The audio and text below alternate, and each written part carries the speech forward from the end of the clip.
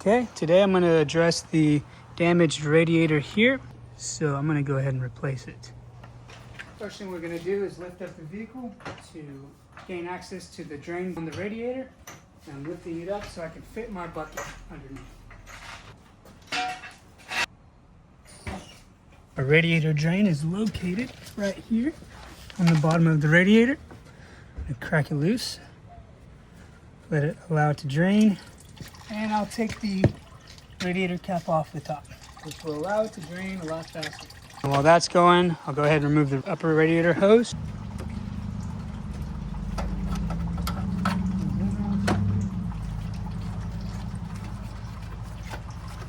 Go ahead and take off this black bracket here, 2 10 millimeters.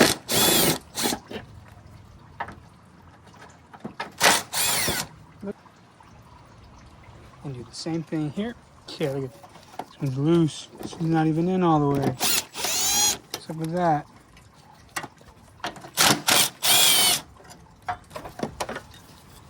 Easy enough. Now it looks like we have the bracket for the AC condenser, which is this thing right here. Is going over the top of our radiator, so we'll take this tin off and this tin off. I'm starting with the first one here. Milwaukee, I won't complain if you sponsor me. Move this out of the way here.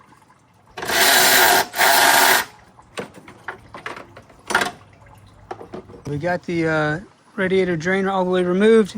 As you can see, it's still trickling out the bottom. Next thing we're going to go ahead and do is remove our lower radiator hose, which you can see.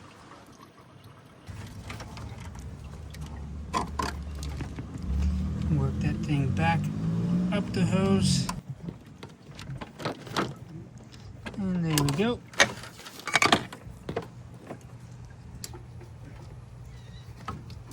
No, nothing came out. It looks like we have our radiator fans attached here. And what used to be a 10 millimeter is now zip tie there. Got one there, and another zip tie here.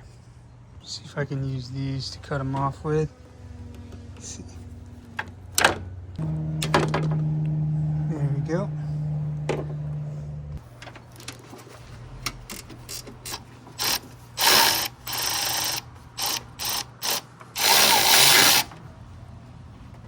I did almost forget our transmission lines. We have one here and one here. Remove the clamp and pull the lines off. This is when it helps to have a nice angled pair of pliers like this to go ahead and grab onto the hose clamp. Wiggle it up. Same thing for the other side. So wiggle it up. You can even use your pliers to grab a hold and twist it to break it loose. Now transmission fluid may come out of here, but the best way to keep from draining, once you pull it off, tilt your hose upward so that it doesn't pour out. Try to get it looped up on something so that transmission fluid doesn't continue to drain. A little bit might come out. Tilt it up, hook it onto something. There we go. All right. I think the last thing we need to do is remove our hood latch. Should be free to pull right out of there. Looks like 3 10 millimeter bolts.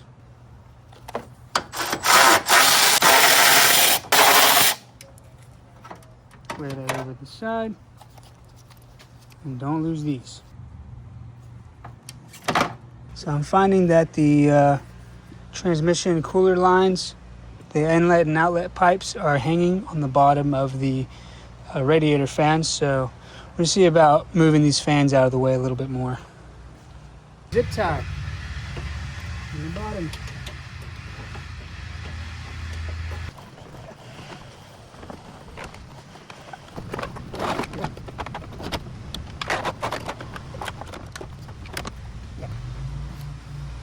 Real quick, it looks like there was a connector here at the bottom of the radiator. So don't forget to pull that one out. Okay, and because of these cooling fans, I think I'm going to go ahead and remove these bolts. Got one here and here. and here, and I think this centerpiece should come off, or at least lay over out of the way. So let's see what happens.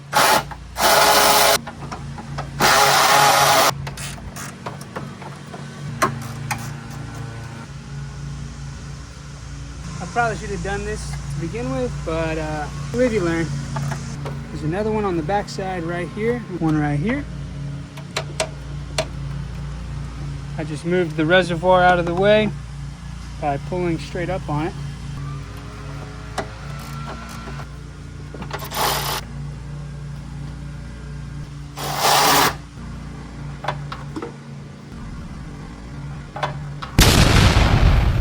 Oh, lovely. I just dropped that 10mm bolt right into the coolant bucket. Ah, June bug in there. All right. Going in for it. Oh yeah, first go. There we go, that's what I'm talking about. That's actually a lot more room. That is a ton more room to slide our radiator and our fans in. Another thing I'm gonna do is take this clip off and actually remove this whole elbow here and install that on the new one. Just noting the direction that it's facing. There it goes. Take it off.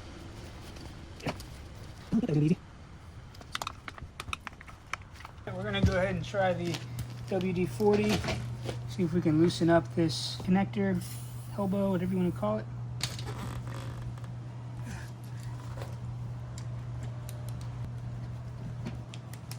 There it goes. Wow, that was on there. WD-40 definitely did the trick. Sponsor me, WD-40. Other thing that our new radiator needs is this little guy right here. So we're gonna go ahead and remove this sensor. 17, first try. What's he talking about? Just like that, baby. Come on, it's easy. We got our new radiator here.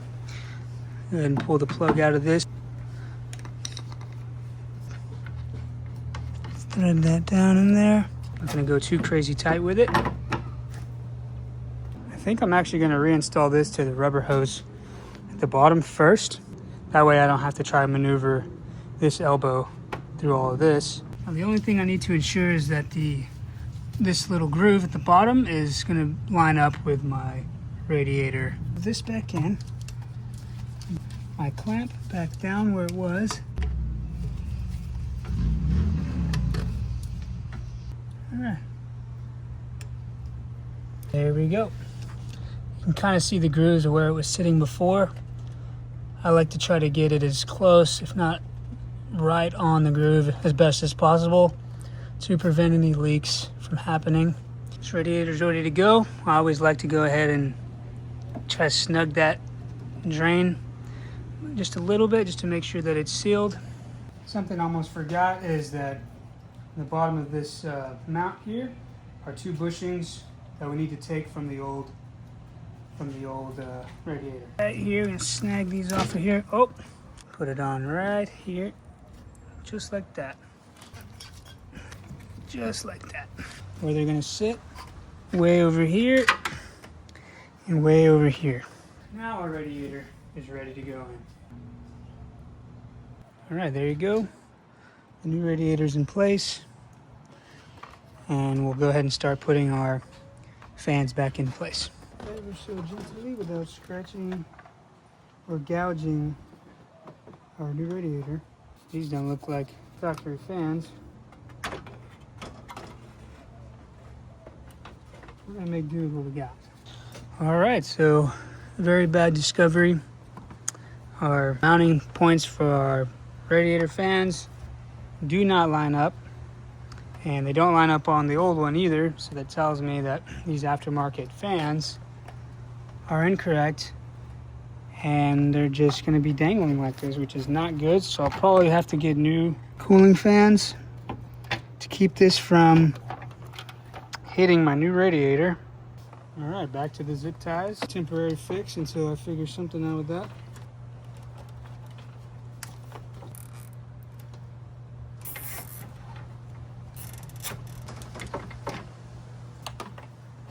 Tighten our 10mm bolt.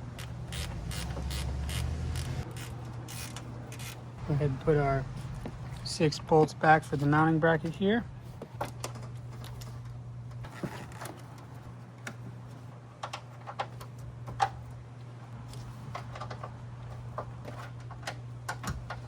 And last bolt here.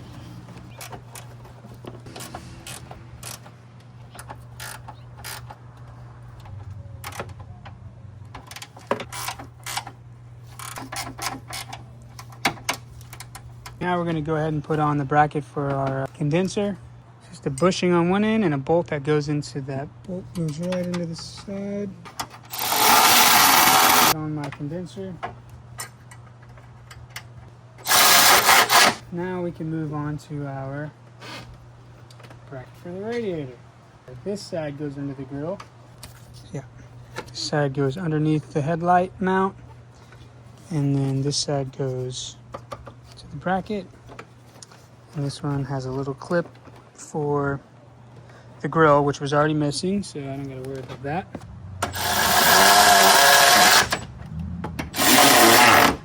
This side's going under the bracket of the mount for the headlight, just like that. This one's going to be going into the bracket of the grill area. There you go. This is the direction that this little spring clip went onto our elbow. Push this up. You can see our little piece on the radiator that lines up with the slot on the elbow. Feed that all the way on as far as it'll go and get this thing into place. Like that. And it's secured. Also, let's not forget our little sensor connector. Next we have our transmission lines. Slide those back on. Right about there. Connectors plugged in, as well as our lower radiator hose. All right, let's go up top and see what else we need to finish. All right, we're gonna go ahead and put on our upper radiator hose. Wiggle it onto place until it seats all the way. Take our angled pliers, find our hose clamp, bring it back into place. Remember, try to put your hose clamp exactly where it was. Right there. Next, we will put our hood latch back on, get our 3 10mm bolts started.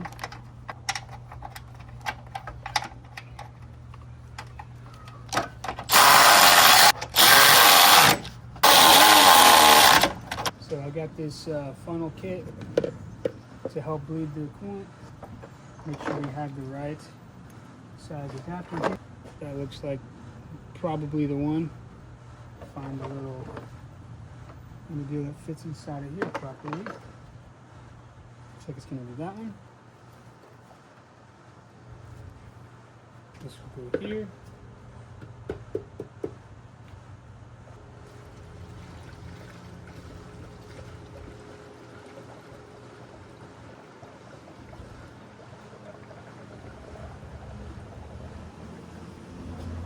That's going to drain in.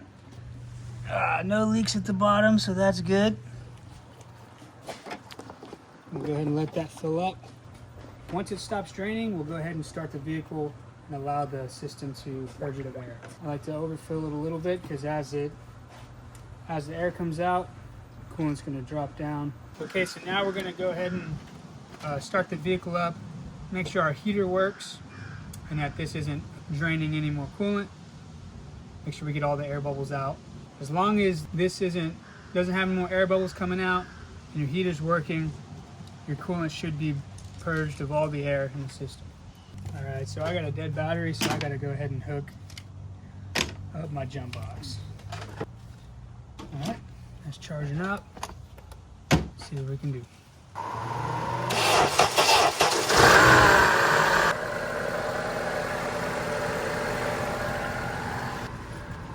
All right, we're gonna turn our heater on, turn off our AC. Just feel until our temperature goes up and that our heat is working. And the reason why you turn your heater on is so that the coolant can run through your heater core and that the whole system can push the air out We're gonna let it sit for a little while, see what happens. All right, it looks like our heater's working pretty good, nice and hot. All right, from this point, we can go ahead and we got no more coolant draining out, so we can use our stopper to plug this up. A little bit will probably spill out the bottom when I take this off, but it's all right. Not too bad. And at this point, if you needed to fill up your reservoir, which mine's already full over here, we just set that in there and pull the stopper out. Instead, we can go ahead and just put it back just like that. Ah, still managed to spill it. Okay, we can go ahead and reinstall our radiator cap. Now we can throw this thing back on. All right, that will conclude our video on how to replace a radiator on a 2007 Honda CR-V. Thanks for watching. Please like, comment, share, and subscribe. See you guys in the next one.